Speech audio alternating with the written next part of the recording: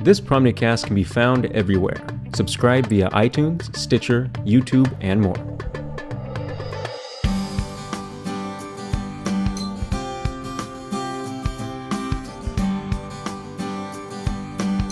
Hello and welcome to Civic Leaders. I'm Bert Lowry, Market Intelligence Officer at Springbrook Software. Today I'm talking with Maurice Cheeks, ex-Apple and tech-inspired alder for the city of Madison, Wisconsin. Thanks for joining us, Maurice. With a career in tech, including spending time at Apple, how did you make the switch to local government? I started tutoring in the schools and joined some nonprofit boards and was kind of talked into volunteering on a statewide campaign. Had no experience in politics, had never been involved in politics, had never even considered volunteering on a campaign. I wasn't familiar with that world. But as I was finding ways to serve the community, this fit that. I remember one day I was doing doors for a local county board supervisor, and I'm at a door. I'm pitching a constituent on the importance of local government, and this person lit up. They were excited to hear from me. They were excited to hear this message. They were excited for this candidate. And as I walked away, a switch flipped in my head. I said, I could do this. I could put my name on a ballot.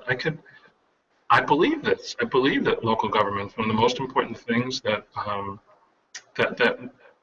we think about when we think about our quality of life. You know, of course, the governor and Congress and the president all have really important jobs, but it's the decisions that are made at the local level that really impact the work, that really impact the quality of life that we think about on a daily basis. And we think about our community and the things that we really love about our community. That's clean streets and safe communities and beautiful parks and all of those decisions that make a community great, that when you're bragging to your friends about how much you love your city and how they should visit you, and all of those things are decided at the local level. And I'm really proud to be able to have the opportunity to have an impact on that. What is LocalGov's proactive and responsible role for communities in the 21st century? Over the next 10 years, some of the efficiencies that I expect are going to come from municipalities thinking of itself more as a platform company than a products and services company. So historically, local government has had the ability, the finances and resources to be able to solve problems independently.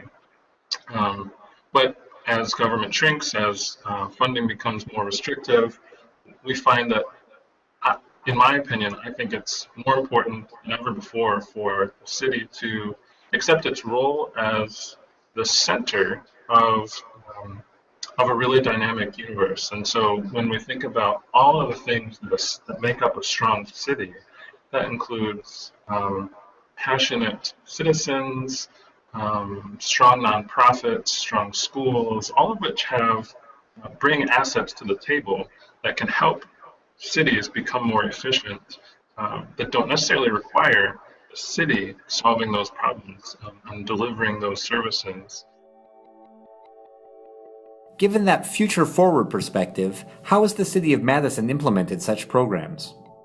In the city of Madison, our bus routes, there was a local programmer, Greg Tracy, who developed an SMS app that allowed him to be able to text a service that he had written that was scraping transportation data on where the buses were and would alert him when the bus was nearby.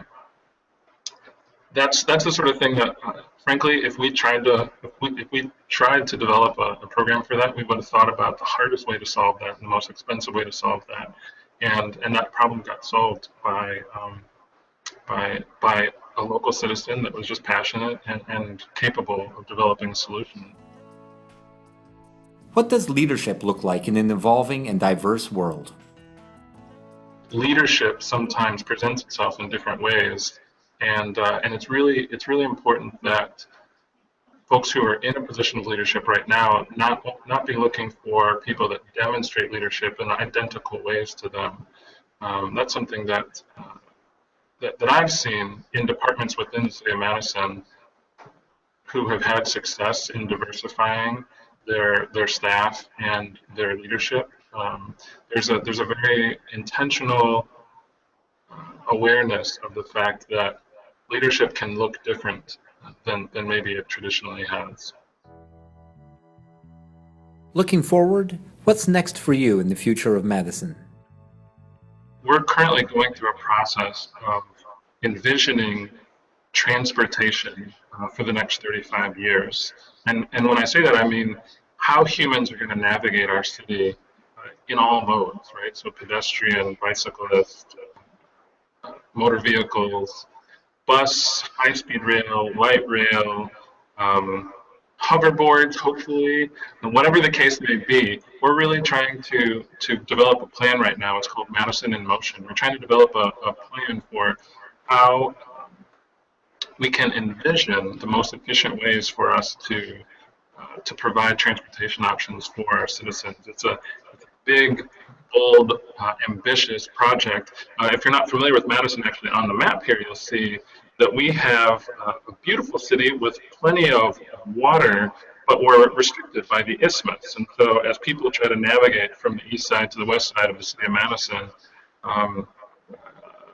as the city becomes increasingly dense, traversing that isthmus becomes more complicated. And the public input process that we're going through right now to elicit feedback and suggestions on how do you want the city to operate and to feel as you think about the city in not just next year and 5 years from now, but in 35 years from now, assuming we continue to grow as fast as we have been.